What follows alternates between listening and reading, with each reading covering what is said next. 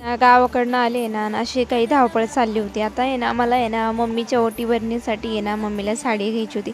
आता मम्मीला आहे ना मस्त अशी छान साडी घेणार आहे की जे तिला वापरण्यात पण येईल. आणि मस्त दीदीच्या घरी आले आणि दीदीने ना पहा मला चहा बनवायला सांगितलं. असंच असतं बरं का. नंतर लगेच आम्ही मम्मीकडे आले आणि मी मम्मीचे असेच मस्त छान असे पाय वगैरे धुवून घेतले आणि लगेच आहे ना तिला वटी भरली बरं का.